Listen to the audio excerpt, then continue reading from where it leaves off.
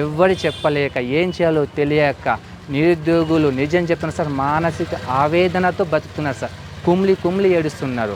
ఎందుకంటే సార్ ఇప్పుడు చూడండి, ఏ హాస్టల్ తీసుకున్నా ఎడ్యుకేషన్ గురించి తీసుకున్నా లక్షలు ఖర్చు అవుతుంది. పేద కుటుంబం నుంచి వచ్చి ఒక ఫ్యామిలీ కూలినాలు చేసుకుంటూ ఆకలి బాధతో వచ్చిన ఒక ఫ్యామిలీ బిడ్డలు, ఆ అమ్మాయిలు కావచ్చు అబ్బాయిలు కావచ్చు, వాళ్ళు ఎలా బతుకుతారు సార్ ఈ హైదరాబాద్కి వచ్చి?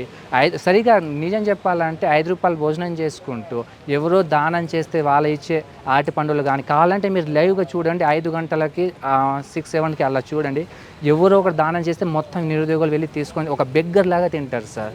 ఇంత బాధ ఎందుకంటే అక్కడ ఎడ్యుకేషన్ కావాలి. వాళ్ళు చదివేది ఒక మాట మీడియా ద్వారా ఒక చెప్తారు, జాబ్ కానీ ఎడ్యుకేషన్ కానీ చదివేది వాళ్ళ జీవితం కోసం కాదు, వాళ్ళ ఫ్యామిలీని, వాళ్ళు పెంచుకున్న కళలని, నేను బాగుపడితే నా ఫ్యామిలీని బాగుపడతా అని వాళ్ళ కోరికను దిగమిండుకుంటూ ఆకలి బాధలను చంపుకుంటూ కేవలం నాకు జాబ్ వస్తే ఫ్యామిలీ మొత్తాన్ని హ్యాపీగా చూడొచ్చు అని అన్నీ వాడి యవ్వనాన్ని కూడా దారపోస్తుంది. అసలు మర్చిపోయి ఒక సన్యాసిలాగా, నిజం చెప్పాలంటే రాముడు ఎన్ని సంవత్సరాలు వనవాసం చేసారో తెలియదు ఆ కాలంలో, కానీ ఆ రాముడి కంటే ఘోరంగా ఒక్కొక్క నిరుద్యోగులు వనవాసంతో బతుకుతున్నారు.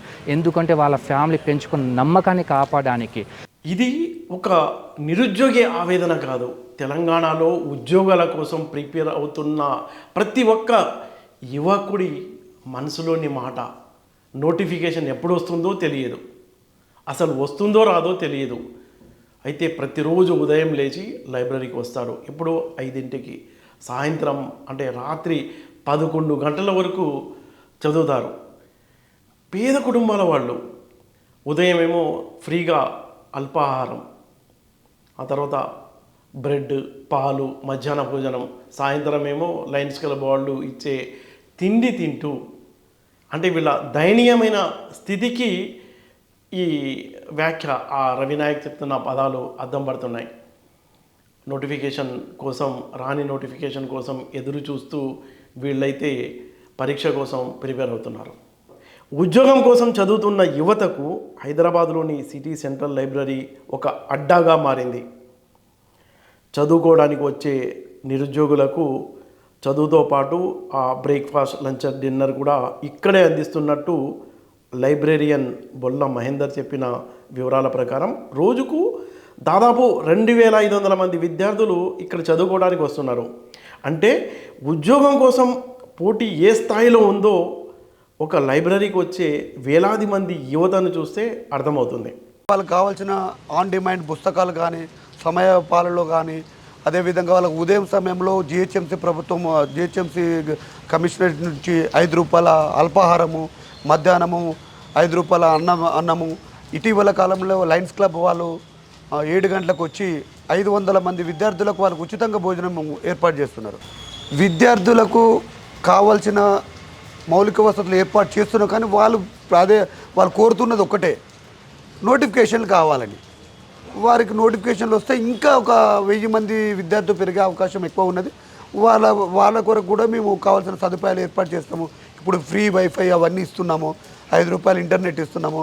మా అధికారులు చెప్పిన దాన్ని బట్టి మేము ఫాలో అవుతున్నాం. వాళ్ళకి ఎటువంటి ఇబ్బంది లేకుండా మేము చూస్తున్నాం. చిక్కడపల్లి లైబ్రరీకి ఒక రికార్డు చరిత్ర ఏంటంటే, రాహుల్ గాంధీ ఎన్నికలకు ముందు రాహుల్ గాంధీ ఇక్కడికి వచ్చి ఇక్కడ ఉన్న ప్రిపేర్ అవుతున్న విద్యార్థులతో మాట్లాడి హామీ ఇచ్చారు. ఆయన ఆ హామీ మేరకే అప్పట్లో సీఎం, అంటే ఇప్పుడు ఉన్న CM Revanth Reddy job calendar విడుదల చేస్తాను, నోటిఫికేషన్లు ఇస్తానన్నారు. మనం సీఎం అన్నారు కదా, ఇప్పుడు చాలామంది స్టూడెంట్స్ అంతా ధర్నాలు చేస్తున్నారు. మనం అడుగుదాం, ఇక్కడ ప్రిపేర్ అవుతున్నారు కదా మీరు, అసలు ఎందుకు ఇంత ఆందోళన? అందరూ రోడ్ల మీదకి వచ్చారు, వరుసగా ప్రెస్ మీట్లు పెడుతున్నారు. ఇందాక కోదండరామ్ సార్ దగ్గర కూడా గొడవ అయినట్టుంది. అసలు ఏంటండి మీ ఇబ్బంది ఏంటి? నమస్కారం సార్. మీరు అడిగిన క్వశ్చన్ ఆన్సర్ ఉంది. రాహుల్ గాంధీ గారు మా లైబ్రరీకి వచ్చి, ఈ చిక్కడపల్లి లైబ్రరీకి వచ్చి, మీరు మా ప్రభుత్వానికి ఓటేయండి, ప్రభుత్వం కనుక అధికారంలోకి వస్తే వచ్చిన 1 సంవత్సరంలోనే 2 లక్షల ఉద్యోగాలు భర్తీ చేస్తాం, మమ్మల్ని నమ్మండి అని చెప్పి మాతో నోట్లు ఇప్పించుకున్నాడు. అలాగనే ప్రియాంక గాంధీ గారు కూడా సరూనార్ స్టేడియంలో యూత్ డిక్లరేషన్ అనేది ఒకటి పెట్టి ఆ యూత్ డిక్లరేషన్ కూడా ఏమని చెప్పారు, కాంగ్రెస్ ప్రభుత్వం కనుక అధికారంలోకి వస్తే సంవత్సరంలో 2 లక్షల ఉద్యోగాలు భర్తీ చేస్తామని చెప్పారు. మేము వీళ్ళందరి మాటలు నమ్మి ఓటేసాం. ఓటేయకంటే ముందు కూడా జాబ్ క్యాలెండర్ అని ఒకటి అసెంబ్లీలో ప్రకటించారు. ఏమని చెప్పిళ్ళు, సంవత్సరంలో 13 నోటిఫికేషన్ రిలీజ్ చేస్తామని చెప్పేసి వాటి డేట్స్తో సహా, ఎగ్జామ్ డేట్స్తో సహా, నోటిఫికేషన్ డేట్స్, ఎగ్జామ్ డేట్స్తో సహా అనౌన్స్మెంట్ చేసి అసెంబ్లీలో ప్రకటించిళ్ళు. స్వయాన డిప్యూటీ సీఎం బట్టి విక్రమార్క గారే ప్రకటించిళ్ళు. ఆ ప్రకటించినాక మేము నోటిఫికేషన్స్ వస్తాయని చదువుకుంటున్నాం. వీళ్ళ అధికారంలోకి వచ్చాక ప్రకటించాక మేము చదువుతున్న కొద్దికి నోటిఫికేషన్స్ వస్తలేవు. ఎన్ని రోజులని చదువుకుంటాం, లేని నోటిఫికేషన్కు ఎన్ని రోజులని ఇక్కడ కూర్చొని చదువుకుంటాం. అందుకని మేము మీరు అడిగిన క్వశ్చన్ ప్రకారం ఇక్కడ ధర్నాలు, ర్యాలీలు, సోమాజిగూడ ప్రెస్ క్లబ్ల ప్రెస్ మీట్లు, ధర్నా చౌకాడ ధర్నాలు పెట్టి మేము ప్రభుత్వానికి మన నిరసన అనేది వ్యక్తం చేస్తున్నాం. అప్పట్లో ఈ హామీ నిరుద్యోగ యువతలో కొత్త ఆశలు నింపింది. కానీ ప్రభుత్వం ఏర్పడిన తర్వాత నియామక ప్రక్రియలో ముందడుగులు పడుతున్నప్పటికీ కొత్త నోటిఫికేషన్లు, ఖాళీల భర్తీ వేగంపై నిరుద్యోగుల్లో మాత్రం అసంతృప్తి కొనసాగుతుంది. ఎప్పుడు నోటిఫికేషన్ వస్తుందో తెలియదు, ఎప్పుడు ఎగ్జామ్ పెడతారో తెలియదు అనే అనిశ్చిత స్థితి వారి ప్రిపరేషన్ను మరింత కష్టంగా మారుస్తుంది. రేవంత్ సర్కార్ వచ్చి దాదాపుగా 3 ఏళ్ళు కావస్తుంది. జాబ్ క్యాలెండర్ ప్రకారం 13 నోటిఫికేషన్లు విడుదల చేయాలి. అంటే ఈ 3 ఏళ్లలో 39 నోటిఫికేషన్లు రావాలి, అంతే కదా? అంతే. ఎన్ని వచ్చాయండి? అసలు జనరల్ నోటిఫికేషన్స్ అనేటివి ఎక్కువ మందికి ఉపయోగకరంగా ఉండే నోటిఫికేషను. టీఎస్పీఎస్సీ వన్ టైం రిజిస్ట్రేషన్లో 30 లక్షల మంది నిరుద్యోగులు ఉన్నారు. అంటే మినిమం 30 లక్షల మంది నిరుద్యోగుల్లో వెయిట్ చేస్తున్న నోటిఫికేషన్ల కోసం మీరు ఇచ్చే నోటిఫికేషన్లు ఏంది, జనరల్ నోటిఫికేషన్స్ కాకుండా మామూలు స్పెషలైజ్డ్ నోటిఫికేషన్స్ ఇస్తున్నారు. ఆ ఇచ్చిన నోటిఫికేషన్ కూడా ఇప్పుడు ఈ ప్రభుత్వం వచ్చిన పంచి ఈ 3 సంవత్సరాల మహా అంటే ఒక 4-5 నోటిఫికేషన్స్ ఇచ్చిళ్ళు. ఆ 4-5 నోటిఫికేషన్లు కేవలం గంతే. ఆ 4-5 కూడా ఏంది సార్, అంకెలో కూడా 3 డిజిట్స్ అంకె కూడా దాటిన నోటిఫికేషన్లు అవి 20, 15, మొన్న చూసుకుంటే డిప్యూటీ ఈవో 24, అంతకుముందు పొల్యూషన్ కంట్రోల్ బోర్డులు ఇచ్చినాయి అవి 24. ఇలా ఎవరికి అది ఎలిజిబిలిటీ ఎవరికి ఉంటుంది, ఆ స్పెషలైజేషన్ చేసిన బ్రాంచ్కి సంబంధించిన వ్యక్తులకు మాత్రమే ఉంటుంది. వాళ్ళందరూ ఎంతమంది ఉంటారు, మొత్తం స్టేట్ మొత్తంలో అది తీసినా ఒక్కొక్క స్పెషలైజేషన్కి 20,000-30,000 మంచి ఉండరు. అవి తప్ప వీళ్ళు ఇచ్చిన మేజర్ నోటిఫికేషన్ ఏం లేదు. ఇక్కడ మరో కోణం కూడా ఉంది. ప్రభుత్వం మాత్రం తాము ఇప్పటికీ వేలాది ఉద్యోగాలు భర్తీ చేశామని చెప్తుంది. 2026 జనవరిలో గ్రూప్ 3లో ఎంపికైన 1,370 మందికి అపాయింట్మెంట్ ఆర్డర్లు అందించిన సందర్భంగా తొలి ఏడాదిలో 60,000 ఉద్యోగాలు, 2 ఏళ్లలో 70,000 ఉద్యోగాలు భర్తీ చేశామని ముఖ్యమంత్రి రేవంత్ రెడ్డి చెప్పారు. జూన్ 2026లో కూడా ప్రభుత్వం 30 నెలల్లో 70,000 ప్రభుత్వ ఉద్యోగాలు భర్తీ చేశామని అధికారికంగా ప్రకటించారు. అయితే ప్రభుత్వం చెబుతున్న నియామకాలు ఒకవైపు, మాకు కొత్త ఉద్యోగాల కోసం నోటిఫికేషన్లు ఎప్పుడు అని నిరుద్యోగులు అడుగుతున్న ప్రశ్న మరోవైపు. ఈ 2 వాదనల మధ్య తెలంగాణ యువత భవిష్యత్ చిక్కుకుపోయింది. గ్రూప్ 1, గ్రూప్ 2, గ్రూప్ 3, గ్రూప్ 4 అసలు ఎన్ని ఖాళీలు ఉన్నాయి, ఎన్ని నోటిఫికేషన్లు రావచ్చు, ఎప్పటి వరకు వస్తుంది అనే అంచనా మీకుందా? సార్, బిస్వల్ కమిటీ రిపోర్ట్ ప్రకారం 191,000 ఉద్యోగాలు ఖాళీలు ఉన్నాయి. అన్ని ఖాళీలు ఉన్నప్పుడు వీళ్ళు ఫిల్ చేస్తలేరు. మాకేం చెప్పిళ్ళు, ప్రభుత్వం వచ్చే ముందు 2,000 ఉద్యోగాలతో గ్రూప్ 2, 4,000 ఉద్యోగాలతో గ్రూప్ 3, 15,000 ఉద్యోగాలతో గ్రూప్ 4, 1000 ఉద్యోగాలతో గ్రూప్ 1 వేస్తామని చెప్పి అధికారులకు వచ్చిన వీళ్ళు ఈ రోజున ఏ నోటిఫికేషన్ కూడా రిలీజ్ చేయకుండా 3 సంవత్సరాల నుంచి కాలయాపన చేస్తున్నారు. ఇంకా 1 సంవత్సరం అయితే ఎలక్షన్స్ వస్తాయి సార్. ఆ ఎలక్షన్స్ కోసం వీళ్ళు మమ్మల్ని అప్పుడు ఎలక్షన్స్ కోసం వాడుకున్నారు, ఇప్పుడు ఎలక్షన్స్ వచ్చినాకనే వేద్దామన్నట్టుగా మళ్ళీ ఆపుతున్నారు. అంటే తేడా ఏముందండి? అప్పుడు మనం రాష్ట్రం సాధించుకున్నాం, మనం కేవలం ఉద్యోగాలు, నీళ్లు, నియామకాలు అంటూ ఉద్యోగాలు అనేది చాలా కీలకమైన విషయం. అప్పటికి ఈ ప్రభుత్వానికి తేడా ఏంటి? అప్పటి గవర్నమెంట్లో ఏం జరిగింది, ఇప్పుడు ఏం జరుగుతుంది? సేమ్ అప్పటి గవర్నమెంట్ ఇప్పటి గవర్నమెంట్కి తేడా ఏం లేదు సార్. అప్పుడు అంతే ఉన్నారు, ఇప్పుడు అంతే ఉన్నారు. అప్పుడు గవర్నమెంట్ ఏంటంటే ఒక డిపార్ట్మెంట్ నోటిఫికేషన్కి సంబంధించిన పోస్టులు ఎక్కువ వేసారు. గ్రూప్ 1 నుంచి గ్రూప్ 4 వరకు 2022 నుంచి 2024 మధ్య గత ప్రభుత్వ పాలనలో నియామక ప్రక్రియను చూస్తే గ్రూప్ ఉద్యోగాల్లో కొన్ని నోటిఫికేషన్లు వచ్చాయి. గ్రూప్ 1లో 563 పోస్టులు నోటిఫై చేయగా 562 మందిని ప్రొవిజనల్గా ఎంపిక చేశారు. గ్రూప్ 2లో 783 పోస్టులకు నోటిఫికేషన్ వచ్చింది. ఇక గ్రూప్ 4లో 8,180 పోస్టులు నోటిఫై చేయగా 9,51,000 మంది దరఖాస్తులు చేసుకున్నారు. చివరికి 8,084 మందితో ప్రొవిజనల్ సెలక్షన్ లిస్ట్ విడుదలైంది. ఈ ఒక్క లెక్కే ప్రభుత్వ ఉద్యోగాల కోసం యువతలో ఉన్న పోటీని చూపిస్తుంది. 8,000 పోస్టులకు 9,50,000 మంది దరఖాస్తులు వచ్చాయంటే ఒక్క పోస్ట్ కోసం ఎంతమంది యువత కలలు కంటున్నారో అర్థం చేసుకోవచ్చు. అంతేందుకు ఇదే బల్మూరి వెంకటు కేసీఆర్ ఎన్ని నోటిఫికేషన్ పెట్టిండు అని ఎగ్జామ్ పెట్టిండు. మరి ఇప్పుడు ఈ ప్రభుత్వం ఎన్ని నోటిఫికేషన్ ఎగ్జామ్ పెట్టవచ్చు కదా, ఇక్కడ పేపర్ మీద తీసుకొచ్చి పెట్టొచ్చు కదా. ఆ ప్రభుత్వంలో మాట్లాడి ఈ ప్రభుత్వం మాట్లాడే, ఆ ప్రభుత్వం గురించి నువ్వు ఎగ్జామ్ పెట్టినా ఈ ప్రభుత్వం గురించి ఎగ్జామ్ పెట్టాలి కదా. మరి ఇది 30 నెలల నుంచి ఎక్కడ వచ్చింది బల్మూరి వెంకట్? ఎందుకంటే విద్యార్థుల సమస్యలు, విద్యార్థుల బాధ కేవలం బల్మూరి వెంకట్ మాతో కలిసి తిరిగింది కాబట్టి, అన్నకు తెలుసు కాబట్టి అన్న మాట్లాడితే అంత అవుతుంది కదా. కానీ మాట్లాడాడు. ప్రొఫెసర్ కోదండ మూమెంట్ గురించి ఉన్నాడు. మూమెంట్ కోసం ఎందుకు కొట్లాడిందో, తెలంగాణ ఎందుకు వచ్చిందో, ఏ సిద్ధాంతం మీద వచ్చిందో ప్రొఫెసర్ కోదండరామ్ సార్కి మొత్తం తెలుసు. అలాంటి తెలిసిన వ్యక్తి కూడా వీళ్ళ జీవనాడి ఏంటి, వీళ్ళ ఏ సమస్యలతో ఫైట్ చేస్తారు అని తెలిసి కూడా సైలెంట్ అయ్యాడు. ఆకుని మురళి ఐఏఎస్ ఆఫీసర్కి అన్నీ తెలుసు కదా, తెలిసి కూడా సైలెంట్ అవుతాం. మరి అందరు ఎడ్యుకేషన్ చేసిన వాళ్ళు సైలెంట్ అయితే మేము ఎవరు చెప్పుకోవాలి? ప్రతిపక్షం సైడ్ వెళ్ళి మాట్లాడితే పేడ్ ఆర్టిస్ట్ అంటారు. పోనీ ధర్నాలు చేసి రోడ్డు మీదకి వస్తే చూసినా నేను నోటిఫికేషన్ ఇస్తా అంటే ధర్నాలు చేస్తాను మళ్ళీ మీరే అంటారు. ఎవరు చెప్పలేక ఏం చేయాలో తెలియక నిరుద్యోగులు నిజం చెప్తున్నారు సార్, మానసిక ఆవేదనతో బతుకుతున్నారు సార్. కుమ్లి ఏడుస్తున్నారు. ఎందుకంటే సార్ ఇప్పుడు చూడండి, ఏ హాస్టల్ తీసుకున్నా, ఎడ్యుకేషన్ గురించి తీసుకున్నా లక్షలు ఖర్చు అవుతుంది. పేద కుటుంబం నుంచి వచ్చి ఒక ఫ్యామిలీ కూలీనాలు చేసుకుంటూ ఆకలి బాధతో వచ్చిన ఒక ఫ్యామిలీ బిడ్డలు, ఆ అమ్మాయిలు కావచ్చు, అబ్బాయిలు కావచ్చు, వాళ్ళు ఎలా బతుకుతారు సార్? ఈ హైదరాబాద్కి వచ్చి సరిగా నిజం చెప్పాలంటే 5 రూపాయలు భోజనం చేసుకుంటూ ఎవరో దానం చేస్తే వాళ్ళు ఇచ్చే ఆటి పండుగలు కానీ కావాలంటే మీరు లైవ్గా చూడండి. 5 గంటలకి 6-7కి అలా చూడండి. ఎవరో ఒకరు దానం చేస్తే మొత్తం నిరుద్యోగులు వెళ్ళి తీసుకొని ఒక బెగ్గర్ లాగా తింటారు సార్. ఇంత బాధ. ఎందుకంటే అక్కడ ఎడ్యుకేషన్ కావాలి. వాళ్ళు చదివేది ఒక మాట మీడియా ద్వారా ఒక చెప్తారు, జాబ్ కానీ ఎడ్యుకేషన్ కానీ చదివేది వాళ్ళ జీవితం కోసం కాదు, వాళ్ళ ఫ్యామిలీని, వాళ్ళు పెంచుకున్న కళలని, నేను బాగుపడితే నా ఫ్యామిలీని బాగుపడతా అని వాళ్ళ కోరికను దిగమిండుకుంటూ ఆకలి బాధలను చంపుకుంటూ కేవలం నా జాబ్ వస్తే ఫ్యామిలీ మొత్తాన్ని హ్యాపీగా చూడొచ్చు అని అన్ని వారి యవ్వనాన్ని కూడా దారపోస్తుంది. అసలు మర్చిపోయి ఒక సన్యాసిలాగా, నిజం చెప్పాలంటే రాముడు ఎన్ని సంవత్సరాలు వనవాసం చేసిన తెలియదు ఆ కాలంలో, కానీ ఆ రాముడి కంటే ఘోరంగా ఒక్కొక్క నిరుద్యోగులు వనవాసంతో బతుకుతున్నారు. ఈ నిరుద్యోగ సమస్య అనేది కేవలం ఉద్యోగాలు రాకపోవడం అని కాదు, ఒక కుటుంబం ఆశగా ఎదురు చూస్తుంది, పెళ్ళిళ్ళు కావటం లేదు, ఎప్పుడు ఉద్యోగం వస్తుందో తెలియదు, ఏజ్ పెరిగిపోతుంది. అంటే ఏజ్ పెరిగిపోతుందని గత ప్రభుత్వం కూడా ఏజ్లో కొంత రిలాక్స్ ఇచ్చింది, మళ్ళీ ఈ ప్రభుత్వం కూడా పెంచింది. కానీ నోటిఫికేషన్లు రాకుండా కొత్త ఉద్యోగాలకు, అంటే ఇప్పుడు ఈ ప్రభుత్వం చెప్తున్నప్పటికీ పాత ఉద్యోగాలు భర్తీ చేశారు, ఆ పెండింగ్ క్లియర్ చేశామని ప్రభుత్వం చెప్తుంది. ఇప్పుడు ఈ స్టూడెంట్స్ ఏమడుగుతున్నారు, కొత్త ఉద్యోగాలు ఎప్పుడు, కొత్త నోటిఫికేషన్ ఎప్పుడు ఇస్తారు?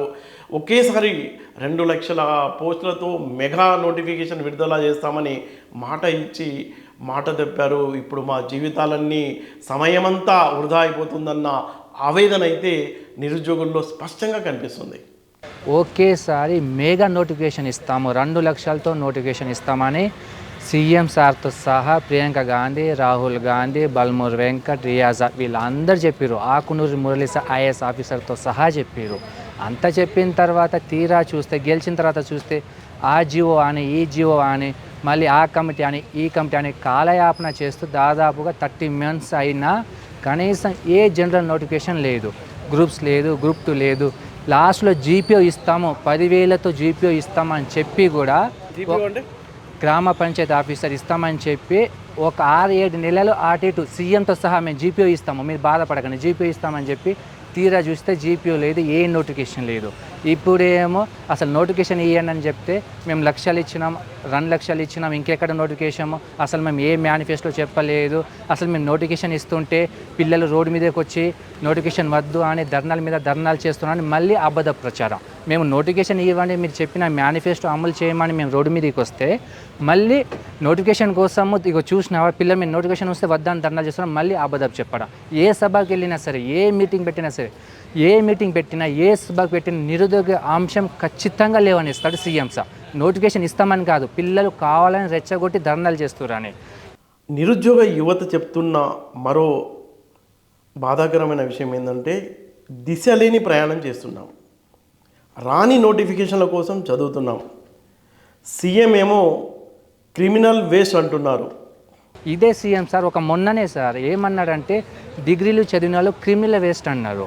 మరి నిజంగా క్రిమినల్ వేస్ట్ ఉంటే నువ్వు బడ్జెట్లో విద్య ఎడ్యుకేషన్కి ఎంత చేసినావు?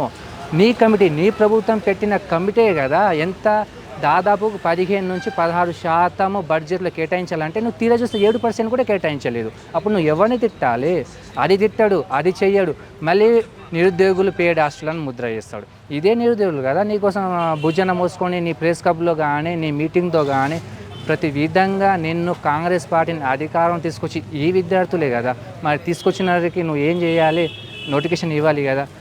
గ్రూప్ 1 సార్ గత ప్రభుత్వం ఇచ్చింది, ఆల్ నోటిఫికేషన్ గత ప్రభుత్వం ఇచ్చింది సార్. వీళ్ళు కేవలం అపాయింట్మెంట్ ఇచ్చిన వాళ్ళు మాత్రమే, ఎగ్జామ్ పెట్టి నోటిఫికేషన్ గత ప్రభుత్వం, అపాయింట్మెంట్ ఇచ్చింది మాత్రం ఈ ప్రభుత్వమే. అది నేను ఒప్పుకుంటాను. కానీ అపాయింట్మెంట్ ఇస్తే నోటిఫికేషన్ ఇచ్చినట్ట, నువ్వు ఏం చేయాలి? నోటిఫికేషన్ ఇవ్వాలి కదా. మరి ఇంటి దగ్గర నుంచి డబ్బులు తీసుకొని, అంటే ఇంత వయసు వచ్చినప్పటికీ కూడా ప్రైవేట్ ఉద్యోగాలు దొరకడం లేదు, గవర్నమెంట్ ఉద్యోగం కోసం ప్రిపేర్ అవుతున్నారు, కష్టపడి చదువుతున్నారు, రాని నోటిఫికేషన్లు, ఎప్పుడు ఉద్యోగం వస్తుందో తెలియదు, ఎప్పుడు పెళ్లి చేసుకోవాలో తెలియదు. అలాంటి దౌర్భాగ్య స్థితిలో అంటే ప్రతిరోజు సొంత ఖర్చులకు అంటే కటింగ్కే ప్రతి నెల ఖర్చు అవుతుంది, హాస్టల్ రూమ్కి అద్దె చెల్లించాలి, తిండికి ఖర్చు పెట్టుకోవాలి, వ్యక్తిగత ఖర్చులు ఉంటాయి. ఇన్ని ఖర్చులు భరిస్తూ కుటుంబానికి ఏం సమాధానం చెప్పాలో తెలియక ఇంకొంచెం సేపు ఇంకొంత సమయం ఆగండి మా జీవితాలు బాగుపడతాయి అంటూ ఒక భరోసా, అంటే అటు మొత్తం తాము ఒక్కడమే వెయిట్ చేయడం లేదు, మొత్తం కుటుంబం 1000 కళ్ళతో ఈ మేము సక్సెస్ అవ్వాలి జీవితంలో అని ఎదురు చూస్తున్నారంటూ నిరుద్యోగి చాలా బాధగా తన బాధను ఫెడరల్ ముందు వ్యక్తపరిచారు. అంటే ఈ ప్రభుత్వ ఉద్యోగాల్లో ఫిలప్ చేయడంలో ఎందుకు ప్రభుత్వం జాప్యం చేస్తుంది అనడానికి నిరుద్యోగ జేఏసీ కన్వీనరా మీరు?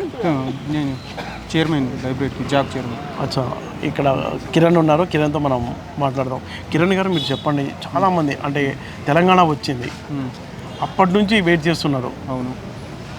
ఎంతవరకు వాళ్ళ అంటే ఏ ఉద్దేశంతో నీళ్లు, నియామకాలు, ఉద్యోగం అనేది చాలా కీ రోల్ ప్లే చేసింది, కానీ అది సాధించుకోగలిగామా మనం తెలంగాణలో నీళ్లు, నిధులు, నియామకాలు అని తెచ్చుకున్నాం మనం, కానీ అంటే ఉద్యోగాల విషయంలో చేసుకున్నామా? చేసుకోలేము, ఇప్పుడు వరకు చేసుకోలేము. గత ప్రభుత్వం బీఆర్ఎస్ హయాంలో 10 సంవత్సరాలు మనము వెనుకబడి ఉన్నాం. ఒక జనరేషన్ పోయింది. వీళ్ళు ఇప్పుడైనా 5 సంవత్సరాల్లో రేవంత్ రెడ్డి ఏదో ఒకటి చేస్తాడేమో, కాంగ్రెస్ వస్తే మనకు నోటిఫికేషన్లు వస్తాయి, నియామకాలు చేస్తారేమో అనుకున్నాం. కానీ ఈ కాంగ్రెస్ ప్రభుత్వంలో పత్రాల సీఎం అయిండు, పత్రాలు ఇవ్వడానికే సరిపోలేదు. తెలంగాణలో యువత నిరుద్యోగ సమస్యకు సంబంధించి అధికారిక గణాంకాలు కూడా ఆందోళన కలిగించే అంశాన్ని చూపిస్తున్నాయి. కేంద్ర ప్రభుత్వం రిలీజ్ చేసిన నివేదిక ప్రకారం 15 నుంచి 29 ఏళ్ల యువతలో నిరుద్యోగ రేటు 18.1% నమోదైంది. అదే పట్టణ ప్రాంతాల్లో అయితే 20.9% కాగా యువతుల్లో పట్టణ నిరుద్యోగ రేటు 30.7% ఉంది. అంటే ఉద్యోగం కోసం పోటీ పడుతున్న యువతలో ముఖ్యంగా పట్టణ యువతులు కూడా తీవ్రమైన సవాళ్ళు ఎదుర్కొంటున్నారన్నది ఈ గణాంకాలు చెప్తున్నాయి. అయితే ఇది ప్రభుత్వ ఉద్యోగాల నిరుద్యోగ రేటు మాత్రమే కాదు, మొత్తం యువ కార్మిక శక్తికి సంబంధించిన అధికారిక నిరుద్యోగ గణాంకాలని గుర్తుంచుకోవాలి. గ్రూప్ 1, గ్రూప్ 2 ఇప్పుడు మీరు చూసుకుంటే ఖాళీల మీద కమిటీలు పెడతారు. ఆ కమిటీలు సరిగా లెక్క కూడా చెప్పు, అసలు ఎడిపోతున్నాయో కూడా తెలియదు. కమిటీలు అసలు దేనికోసం పెడుతున్నారు? అది డబ్బు వృధా దుబారా ఖర్చు చేస్తున్నారు తప్ప నిరుద్యోగుల మీద ఏది. అంటే 3 ఏళ్లలో రేవంత్ సర్కార్ ఎన్ని పోస్టులు భర్తీ చేసింది? అంటే పాత పోస్టులు కాదు, బీఆర్ఎస్ హయాంలో వచ్చిన నోటిఫికేషన్ కాకుండా రేవంత్ సర్కార్ ఇచ్చిన నోటిఫికేషన్, ఇచ్చిన ఉద్యోగాలు. మీరు అన్నారు కదా పత్రాల సీఎం, ఈయన ఇచ్చిన పత్రాలు ఎన్ని? ఇప్పుడు వరకు అతను ఇచ్చిన పత్రాలు ఎన్ని అంటే 54,000 పత్రాలు ఇచ్చిండు. అతని హయాంలో వచ్చిన పోస్టులు ఎన్ని అంటే 12,000, కేవలం 12,000. ఇవి 63 గ్రూప్ 1, దాంట్లో డిఎస్సి 5,000 కలిపిండు. ఎన్ని అయినాయి? ఇంకా ఆర్టీసీలో సో దీంట్లో ఏమో కలిపితే మొత్తం 12,000. అతను ఇచ్చింది ఏం లేదు. ఇప్పుడు కలుపుకుంటే 7,433. అవి 12 ప్లస్ ఇవి 7 ఎన్ని అయినాయి? 18,000 కూడా కాలేదు, 20,000 కూడా రాలేవు ఇప్పుడు వరకు. మీరు లెక్కలు చూసుకుంటే కూడా మీకు మా దగ్గర హిస్టరీ ఉంది, మొత్తం ఇది ఉన్నాయి. మీరు చూస్తే మీకు తెలుస్తుంది ఏంటంటే ఆడ ఒక్క నోటిఫికేషన్కి ఇప్పుడు మనకు వేస్తున్న ఫీ ఎంతో తెలుసా? 1500. ఒక నిరుద్యోగి 1500 ఏడుకెళ్ళి తెస్తాడు. అది కూడా డిఫరెంట్ ఆఫ్ టైప్లో, ఒక ఎస్ఐ, దాంట్లో ఏఎస్లు, స్పెషల్ ఫోర్సులు అవి ఉంటాయిగా, దానికి 1500 అంటే ఎంత కష్టం ఒక నిరుద్యోగికి. అసలు మేము తెచ్చుకొని మేమే పరేషాన్లో పడ్డాం. అసలు ఏమైందంటే నిరుద్యోగులు తీసుకొచ్చిన గవర్నమెంట్ని నిరుద్యోగులే పరేషాన్లో పడ్డట్టు ఉన్నది కథ. ఓకే, మరి అంటే రేవంత్ సర్కార్ వచ్చిన తర్వాత చూసుకున్నట్లయితే 3 ఏళ్లలో అంటే ఏడాదికి 2 లక్షల ఉద్యోగాలు ఫిలప్ చేశానని హామీలు ఇచ్చినప్పటికీ ఈ 3 ఏళ్లలో ఫిలప్ చేసింది మ్యాక్సిమం ఒక 18,000 కూడా లేవు అనేది కిరణ్ చేస్తున్న ఆరోపణ. అయితే ఇంకొక విషయం ఏంటంటే ఇప్పుడు ప్రైవేట్ ఉద్యోగాలు డైరెక్ట్ వెళ్ళిపోతారు ఇంటర్వ్యూకి కానీ వాళ్ళు పెట్టే టెస్ట్ కానీ ఈ ప్రభుత్వ ఉద్యోగాలకు కనీసం 1,500 రూపాయల వరకు ఫీజు ఉంటుంది అంటే అది చాలా అదనపు భారం. ఈ విషయం అయితే నిజంగా ప్రభుత్వం చేస్తున్న దోపిడీలాగే భావించాలంటారు. ఇక్కడ నిరుద్యోగులు డబ్బులు లేకనే కదా లైబ్రరీకి వచ్చి చదువుకునేది. అవును, గవర్నమెంట్కి తెలియదా? ఒకసారి మీరు చెప్పండి, ఒక్క నిరుద్యోగి డబ్బులు ఉంటే ఎక్కడో స్టడీ హాల్లో రూమ్లో ఏసీలో కూర్చొని చదువుకుంటాంగా, ఇక్కడ ఎందుకు కూర్చుంటాం? అది రేవంత్ రెడ్డికి తెలియదా? అదే రాహుల్ గాంధీ వచ్చి స్వయంగా నాతో మాట్లాడిపోయినప్పుడు ఏమన్నాడు అంటే, నేనే ఉన్నా దగ్గర, ఫొటోస్ ఉన్నాయి, ఇవి చూపిస్తా కావాలంటే. ఒక మాట ఏమన్నాడంటే, మీకు ఏం కావాలి అంటే ఉద్యోగాలు కావాలి. హిందీలో క్యాచ్ అయ్యేబెట్ట అంటే నిరుద్యోగులకు ఉద్యోగాలు లేక ఇగో గతం సంవత్సరాలు పోతున్నాయి, మా ఏజ్లు అవుతున్నాయి, పెళ్ళిళ్ళు అయితే లేవు, చాలా ఇబ్బందిలో ఉన్నామంటే అవి ఎక్ బార్ లాకే దేకో కాంగ్రెస్కు అప్పుడు నౌకరియా దేదేంగే అన్నాడు. మరి ఏమైంది? ఇప్పుడు రాహుల్ గాంధీకి మేము అడుగుతున్నాం, ఢిల్లీ నుంచి గల్లీకి వచ్చిండబ్బా, ఇప్పుడు గల్లీకి వచ్చి ఏమన్నాడు, మీకు ఉద్యోగాలు ఇస్తాం, అన్నీ ఇస్తాం అన్నాడు. నువ్వు ఇప్పటివరకు 70-80 సార్లు పోయిన సీఎం, మరి ఒక్కసారైనా నిరుద్యోగుల పట్ల మాట్లాడాలిగా? ఇదే కదా నీకు, ఇదే సిటీ సెంట్రల్ లైబ్రరీ సీఎం చేసింది కదా, ఊరు తిరిగింది మేమే కదా. ఇప్పుడు మా గురించి ఎక్కడైనా చర్చించారండి? ఈడ లేదు. నిరుద్యోగులు అంటేనే పట్టించుకుంటలేడు. ఫస్ట్ రాష్ట్ర ప్రభుత్వానికి నిరుద్యోగులు సూటిగా అడుగుతున్నారు, గ్రూప్ 1, గ్రూప్ 2, గ్రూప్ 3, గ్రూప్ 4 ఎప్పుడు భర్తీ చేస్తారు అని. ప్రభుత్వం అంటుంది గత ప్రభుత్వం పెండింగ్లో పెట్టిన ఉద్యోగాలన్నీ క్లియర్ చేశాం, 70,000 పోస్టులు ప్రభుత్వ ఉద్యోగాలు ఇచ్చామంటుంది. నిరుద్యోగులేమో చాలామంది, 30 లక్షల మంది నిరుద్యోగులు వెయిట్ చేస్తున్నారు.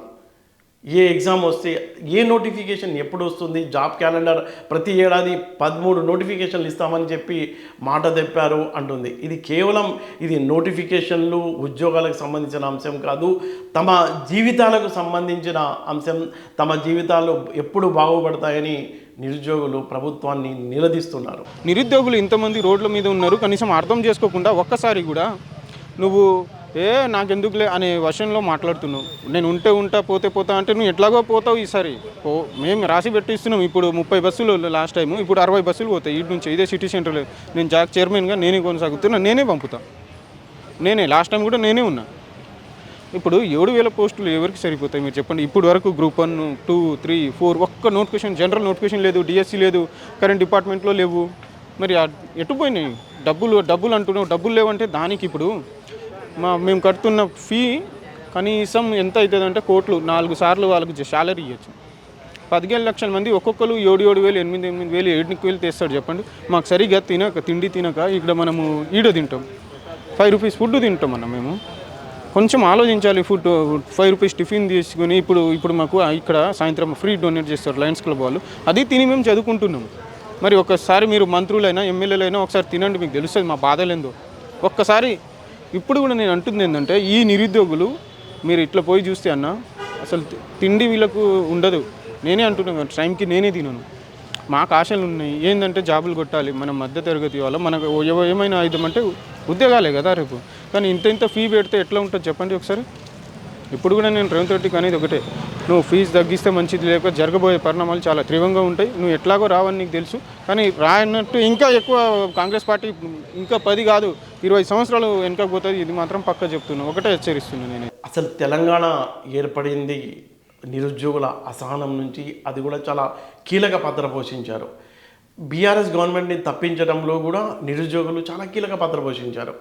వాళ్ళంతా ఊరు తిరిగి మీరు ఇచ్చే ఈ సంక్షేమ పథకాలు, ఉచిత పథకాలకు ఆశపడవద్దు, మాకు ఉద్యోగాలు వస్తే అందరి జీవితాలు మారిపోతాయి కాబట్టి అంటూ వాళ్ళు ప్రచారం చేశారు. ఇప్పుడు ప్రభుత్వానికి కూడా వ్యతిరేకంగా ప్రచారం చేస్తామని చెప్తున్నారు. ప్రభుత్వం కనుక ఉద్యోగాల నోటిఫికేషన్లు ఇవ్వకపోతే తాము ఎంతకాలం ఈ పుస్తకాలు తెరిచి చదువుకుంటూ కూర్చొని ఫోన్ స్క్రీన్ వైపు చూస్తూ ఎప్పుడు నోటిఫికేషన్ వస్తాయా అని స్క్రీన్ వైపు ఆశగా ఎదురు చూస్తూ ఇంకెంతకాలం వెయిట్ చేయాలని నిరుద్యోగులు ప్రభుత్వాన్ని దీనంగా వేడుకుంటున్నారు.